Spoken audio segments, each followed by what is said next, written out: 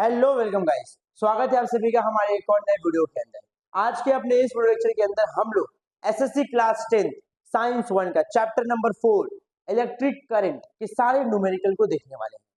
सुनने में आया है कि आपको न्यूमेरिकल प्रॉब्लम में बहुत तकलीफ आ रही है, न्यूमेरिकल सॉल्व करने में आपकी वाट लग जा रही है। तो आज के अपने लेक्चर के अंदर हम लोग आप सभी के लिए एकदम आसान तरीके से किस प्रकार आप न्यूमेरिकल को सॉल्व कर सकते हैं आपको यहाँ पे बताने वाले हैं। लेकिन आप न्यूमेरिकल को स्टार्ट करें उसके पहले मैं आपको कुछ बेसिक बातें बताना चाहता हूँ, तो ध्यान से देखिए। पहले मैं यहाँ पे आपको बताऊंगा कुछ बेसिक बातें जो आपको याद रखना है, कुछ बेसिक बातें। ठीक है, आइए कुछ बेसिक बातें जो है मैं आपको यहाँ बताता हूँ। कुछ बेसिक बातों में सबसे पहली बात जो आपको ध्यान में रखनी है वो ये है कि पावर को दिखाते हैं पी से, और पावर का जो यूनिट होता है वो होता है वाट। तो अगर हमें क्वेश्चन में वाट एज ए यूनिट दिया रहेगा तो हमें समझना है कि हमें दिया हुआ है पावर। ठीक है, उसके बाद दूसरी चीज जो हमें पता है वो है रेजिस्टेंस। रेजिस्टेंस को दिखाने के लिए आर सिंबल का हम लोग यहाँ पे इस्तेमाल करने वाले हैं, और रेजिस्टेंस के लिए यहाँ पे जो यूनिट रहेगा वो रहेगा ओम, जिसका सिंबल कुछ इस प्रकार से होता है। ठीक है, और V is equal to IR, ये फॉर्मूला आपको पता होना चाहिए जब आप रेजिस्टेंस के बारे में पढ़ते हैं। V is equal to IR। अब यहाँ पे अगला I क्या है? I का मतलब इलेक्ट्रिक करेंट। जब हम लोग इलेक्ट्रिक करंट यानी कि I के बारे में बात करेंगे तो उसे हम इलेक्ट्रिक करंट, और इसका जो यूनिट होता है वो होता है अम्पियर। अम्पियर भाई साहब ने अपनी पूरी जवानी खत्म कर दी थी इस इलेक्ट्रिक करंट को खोजने में, तो उन्हीं के हॉनर में हम लोग इलेक्ट्रिक करंट का जो यूनिट होता है वो अम्पियर दिखाते हैं। ठीक है, चलिए अब इतना जब आपको समझ में आ चुका है तो कुछ फॉर्मूला जो है आप उसके ऊपर थोड़ा गौर फरमाइए। मैं यहाँ लिखता हूँ कुछ इंपॉर्टेंट फॉर्मूला।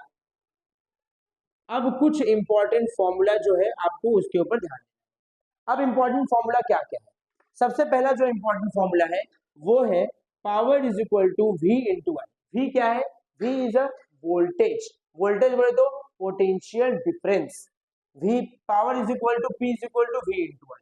अगला फॉर्मूला फिर पावर का, power is equal to I square into R, current का स्क्वायर मल्टीप्लाई बाय रेजिस्टेंस।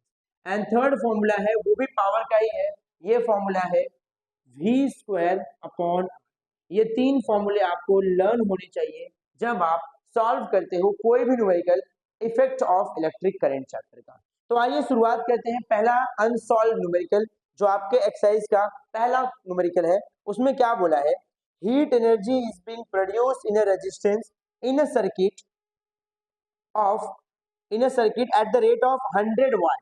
सबसे पहली चीज जो आपको पहले वाले क्वेश्चन में दी हुई है वो दिया है पावर 100 वाट। अब आप बोलोगे सर आपको कैसे मालूम पड़ा कि पावर दिया हुआ है? अरे भैया देखो ना, उसका यूनिट क्या लिया है? वाट। अगर यूनिट वाट है मतलब हमें क्या दिया हुआ है? अगर यूनिट वाट है मतलब क्या दिया हुआ है हमें? पावर। तो पावर कितना दिया हुआ है? 100 वाट। 100 वाट हमें यहाँ पे पावर दिया हुआ है। चलिए अब आगे। The current 3 ampere is flowing in the circuit. हमारे पास जो सर्किट है, सर्किट में 3 एम्पियर करंट जो है वो यहाँ पे फ्लो हो रहा है। 3 एम्पियर आई की वैल्यू दी, मैंने पढ़ा था करंट क्या रहेगा? आई रहेगा।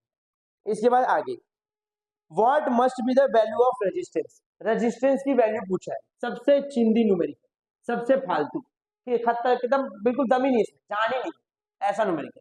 तो ये आपको लिखना है किसमें? गवर्न में। गवर्न नहीं बोलेंगे, सिर्फ गिवन पढ़ेंगे। ठीक है, तो गिवन में चीजें दी हुई। अब हम इसका सोल्यूशन करेंगे। क्या करेंगे? इसका सोल्यूशन, हल निकाल। सोल्यूशन में सबसे पहले आपको यहाँ पे जानना है फॉर्मूला। आप कौन सा फॉर्मूला यूज करेंगे? 3 फॉर्मूला है हमारे पास, याद रखो हमेशा वो फॉर्मूला यूज करेंगे जिसके अंदर हमें 2 लोगों की वैल्यू पता रहेगी, एक की वैल्यू नहीं पता रहेगी, और जिसकी नहीं पता रहेगी उसकी वैल्यू हम ढूंढेंगे। ठीक है, चलिए स्टार्ट करते हैं। क्या हम लोग यहाँ पे पहला फॉर्मूला लगा सकते हैं जहां पे हमें पावर की वैल्यू 100 दी हुई है? जहां पे हमें पावर की वैल्यू 100 दी हुई है, क्या हम ये फॉर्मूला लगा सकते हैं? हाँ सर, ये फॉर्मूला देखो, पावर मिल जाएगा, वोल्टेज नहीं दिया हुआ है, और करंट दिया हुआ है, तो ये लगा कुछ मतलब है नहीं। सर ये लगा सकते हैं, पावर है अपने पास, करंट है अपने पास, आर मिल जाएगा। सर ये लगा सकते हैं, मतलब ये वाला फॉर्मूला यहाँ पे एप्लीकेबल है। सर ये लगा सकते हैं, अरे क्यों लगाना है, वोल्टेज चाहिए ही नहीं ना। आओ सेकेंड फॉर्मूला लगाएंगे। फॉर्मूला क्या है हमारा, power is equal to I square. अब ये फॉर्मूला यहाँ पे हमको अप्लाई, ठीक है। चलिए पावर कितना है भैया, पावर है 100, आई है 3, 3 का स्क्वायर कितना हो जाएगा, चलो ठीक है 3 का स्क्वायर रखते हैं यहाँ पे आपके लिए, 100, 3 का स्क्वायर 9 इंटू आर, आर यही रखो, 9 को यहाँ भेजो, 100 डिवाइड में 9, ठीक है। देखिए अगर डिवीजन नहीं आता है तो यहाँ पे फोकस करिए, 100 है, 9 1 जा 9, क्या आ जाएगा 1, ये 0 है, ये 0 है, ये आएगा 0 नीचे, अब आएगा 9 1 जा एक और बार 9, फिर आएगा 1.0, 9 1 जा 9, ये चलते रहेगा। तो आंसर आपका आ जाएगा 11.111 रिकरिंग में जाएगा। तो इसे हम मान लेंगे सर लगभग कितना है, 11 ओम का रेजिस्टेंस है। पहला क्वेश्चन हो गया सॉल्व, चमक गया पहला क्वेश्चन। क्या आपको समझ में आया पहला क्वेश्चन, बिल्कुल दम है ही नहीं इसके अंदर, फॉर्मूला अप्लाई करो, फॉर्मूला यूज करो और आंसर निकालो, ठीक है। चलो पहला समझ में आ गया है तो इसका फटाफट से स्क्रीनशॉट ले लो, इसको समझ लो। अब हम दूसरा क्वेश्चन जो है उसको करने वाले हैं। चलिए दूसरा सवाल जो है उसकी शुरुआत करते हैं। दूसरे सवाल को किस प्रकार से हम लोग सॉल्व करेंगे उसे समझते हैं। जो दूसरा सवाल है वो हमसे क्या पूछने जा रहे हैं, यहाँ देखिए, second unsolve numerical, 2 tungsten bulb of voltage, voltage दिया है, 2 टंगस्टन के बल्ब, पावर 1, पहले बल्ब का पावर दिया है हमें यहाँ पे 100 वॉट, 100 वॉट पहले बल्ब का पावर, दूसरे बल्ब का पावर है 60 वाट, 2 बल्ब है, दोनों बल्ब का पावर दिया है 100 वॉट और 60 वॉट, पोटेंशियल डिफरेंस दिया है 220 वोल्ट, यानी कि वी दिया है यहाँ पे 220 वोल्ट, ठीक है। चलो आगे क्या बोला है, if they are connected in parallel, इनको पैरेलली जोड़ा गया है, मतलब समझो यहाँ पे पहला वाला बत्ती है, ये पहली बल्ब हो गई, ये दूसरी बल्ब हो गई, ये दूसरी बल्ब हो गई, दोनों को पैरेलली क्या कर दिया गया है, जोड़ दिया गया, दोनों को पैरेलली यहाँ पे कनेक्ट कर दिया गया, ठीक है, पैरेलल जोड़ दिया गया। ये मान लेते हैं सर पहला वाला बल्ब है, ये दूसरा वाला बल्ब है, इसका 100 वाट पावर है, इसका 60 वाट पावर, ठीक है। चल और करंट यहाँ से यहाँ फ्लो कर रहा है प्लस माइनस। अब आगे बढ़ते हैं, अब हमें क्या फाइंड आउट करना है आगे, if they are connected in parallel how much current will be flow in the mid, current कितना करंट फ्लो होगा, हमें यहाँ पे टोटल करंट जो है आई वो फाइंड आउट करना है। तो भैया सोल्यूशन देखो, पैरेलल में क्या होता है, पैरेलल में टोटल करंट आई का फॉर्मूला हो जाएगा current in first upon current in second. पहले वाले में करंट, यहाँ पे देखो मैं सही कर देता हूँ, पहले वाले में करंट प्लस दूसरे वाले में करंट, I1 प्लस I2, इस तरीके से हम सॉल्व,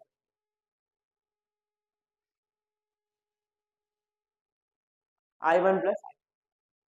लेकिन एक बात समझो, एक बात आपको जानना चाहिए, जब हम पैरेलल के बारे में बात करते हैं तो इसमें वोल्टेज जो होता है वो सेम होता है, इसमें वोल्टेज चेंज नहीं होता, वोल्टेज यहाँ कांस्टेंट रहेगा, मतलब वी चेंज नहीं होगा, वी कांस्टेंट रहेगा, ठीक है।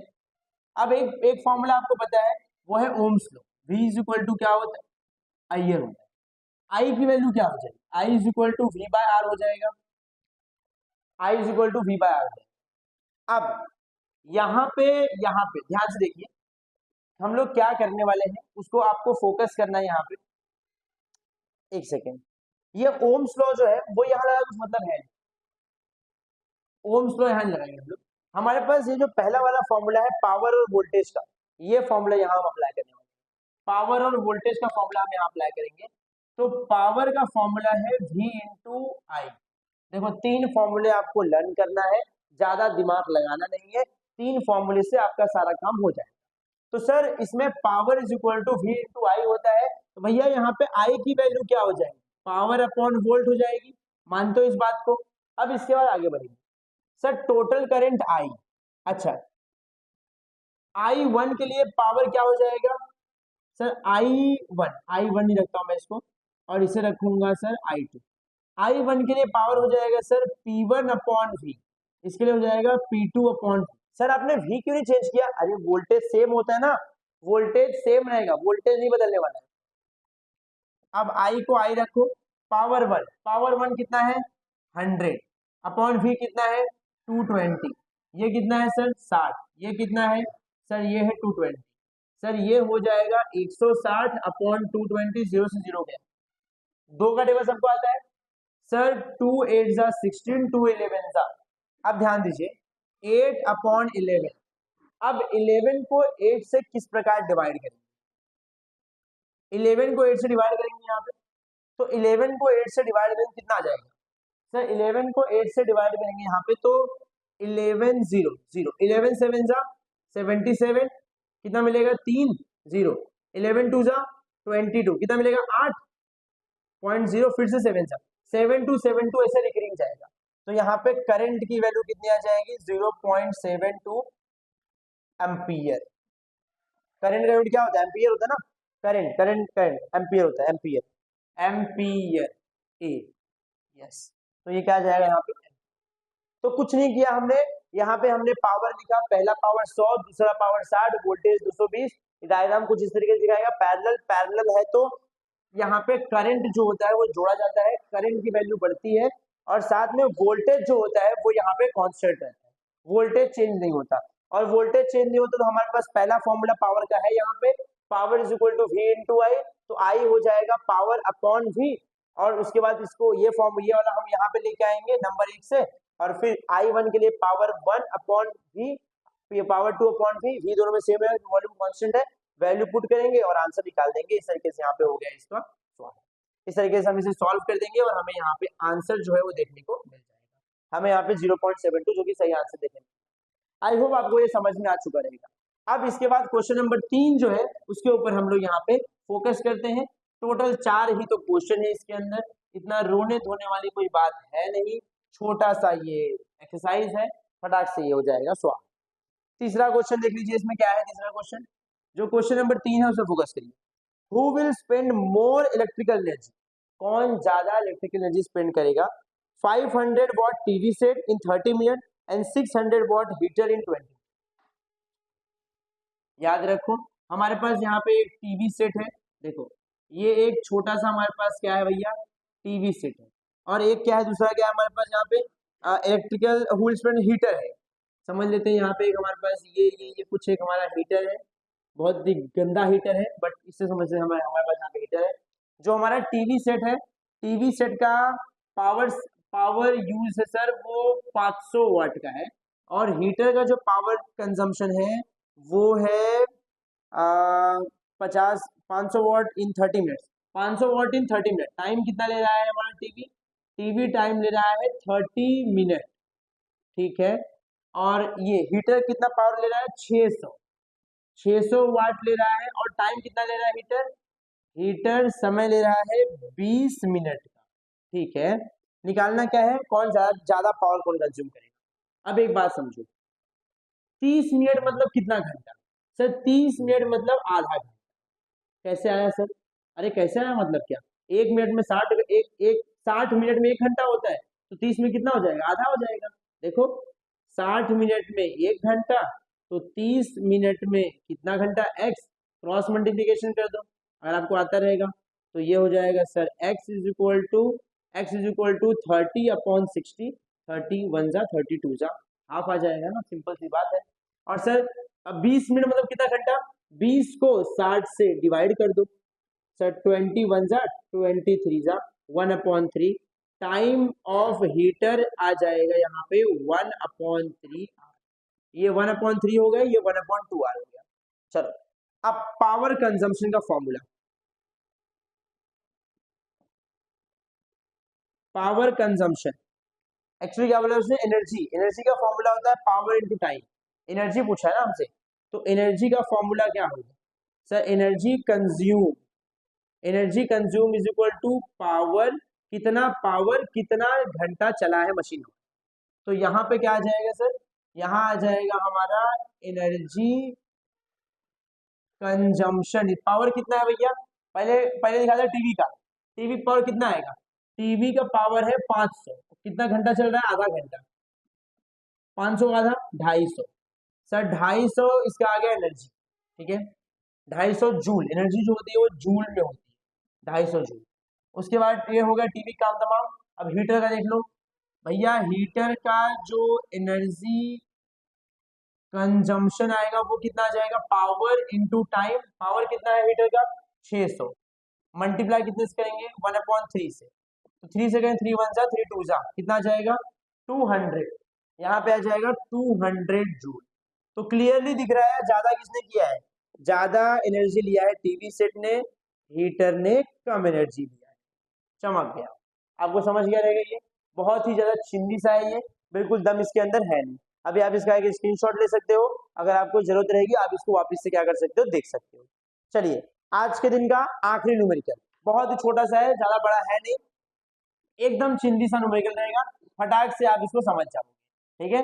बशर्ते ये है कि आप नोटबुक लेके बैठो और लिखो, अगर आप बैठ के सिर्फ मुझे ऐसे घूरोगे सॉल्व करते हुए तो मैं बता रहा हूँ आपको कतई समझ में नहीं आएगा, आपको बैठ के इसको लिखना पड़ेगा, सॉल्व करना पड़ेगा, जूझना पड़ेगा, इसके लिए जान लगानी पड़ेगी, तब आपको समझ में आएगा, ऐसे नहीं समझ। चलिए अगला क्वेश्चन जो है हमारा क्वेश्चन नंबर डी, जो कि चौथा क्वेश्चन है वैसे तो। चलो, एन इलेक्ट्रिक आयरन, एक स्त्री है हमारे पास, देखो यहाँ पे हमारे पास एक स्त्री है बच्चों, देखिए एक हमारे पास यहाँ पे स्त्री है, ये एक हमारे पास इलेक्ट्रिक आयरन, ठीक है, काफी अच्छा आयरन बना लेता हूँ मैं। सर हमारे पास यहाँ पे एक इलेक्ट्रिक आयरन है, स्त्री है जिससे कपड़ा प्रेस करते हैं। अब ये स्त्री 1100 वाट की है, पावर दिया हुआ है 1100 वाट। पहली बात, वाट को किलो वाट में कन्वर्ट करते हैं, 1 किलो वाट में कितना वाट होता है 1000, तो वाट को किलो वाट में कन्वर्ट करने के लिए इसको 1000 से पहले डिवाइड करो, 1000 से डिवाइड करो, 0 0 गया 0 0 गया, ये हो गया सर 1.1 किलो वाट। भैया आपने इसको किलो वाट में क्यों कन्वर्ट किया सर, अच्छा वो आ रहे हैं, किलो वाट में क्यों कन्वर्ट किया, क्योंकि हमें कुछ चीजें फाइंड आउट करनी है, उसके बारे में बताऊंगा थोड़ा टाइम। किलो वाट में क्यों कन्वर्ट किया, इज ऑपरेट 2 आवर डेली, ये हर रोज चल रहा है, 2 घंटा 2 घंटा 2 घंटा हर रोज प्रतिदिन। What will be the electric consumption expense, पहले तो हमें निकालना है इलेक्ट्रिक कंजम्पशन, इलेक्ट्रिक कंजम्पशन मतलब electrical energy, power, power into time period निकालना है, फॉर्मूला पता है हमें, सोल्यूशन आता है हमें sir, energy consumption is equal to power into time. चल आगे,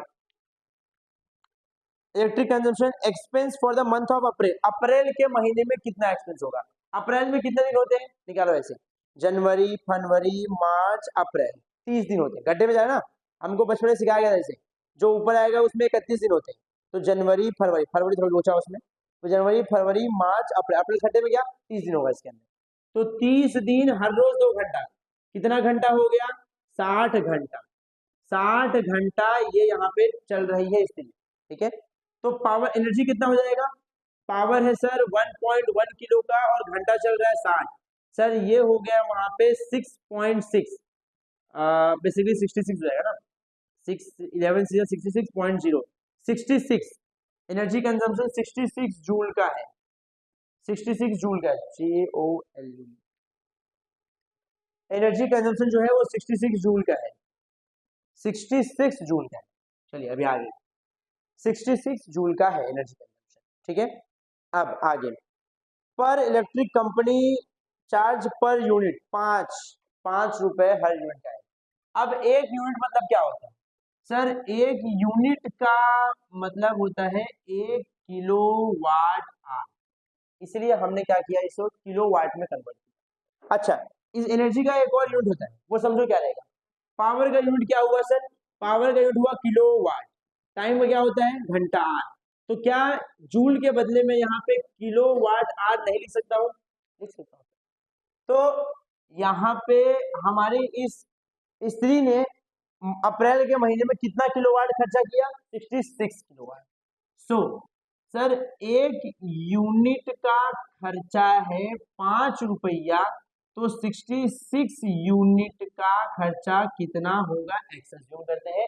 अब मैथ्स में आपको क्रॉस करने तो आता ही होगा, तो क्रॉस कर दो, x into 1 is equal to x, 5 into 66, 5 6 30, 0 3 carry, 5 से 30 30 और 3 33, 330 रुपया आपके अप्रैल के महीने का बिजली का बिल होने वाला है। बहुत ही आसान न्यूमेरिकल था बच्चों, बिल्कुल दम नहीं है न्यूमेरिकल में।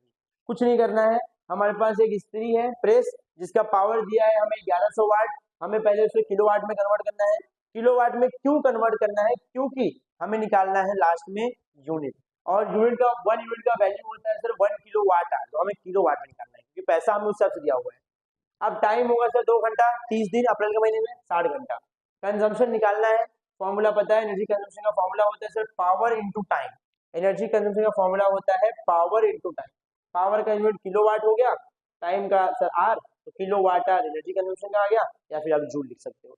मल्टीप्लाई करेंगे 60 से, 66 आएगा जूल, पॉइंट के बाद जीरो का मतलब होता नहीं है सर, एक यूनिट में होता है 1 किलोवाट, ये हमें जानना चाहिए, और 1 यूनिट का रुपया 5 है, तो 66 का कितना x क्रॉस कर देंगे, ये उधर जाएगा सर, ये इधर जाएगा, और ये x इंटू 1, 5 इंटू 66, 330 रुपया, इस तरीके से हुआ अच्छा। सो इस तरीके से गाइस आई होप आपको chapter number 4 effect of electric current का जो न्यूमेरिकल प्रॉब्लम है आपको वो समझ में आया होगा। एंड साथ ही साथ में इस वीडियो को अपने उन दोस्तों के साथ भेजना जरूर बिल्कुल ना भूले जिन लोगों को इस सभी न्यूमेरिकल प्रॉब्लम में तकलीफ आ रही है, परेशानी आ रही है और प्रॉब्लम आ रही है। एंड यस, आने वाले वीडियो के अंदर हम लोग बाकी के जो हमारे न्यूमेरिकल रहेंगे चैप्टर के, उसे भी हम लोग यहाँ पे एक्सप्लेन करने वाले हैं। सो गाइस यस, इसी के साथ आज से करते हैं समाप्त। As usual, thank you for watching. Jai Hind.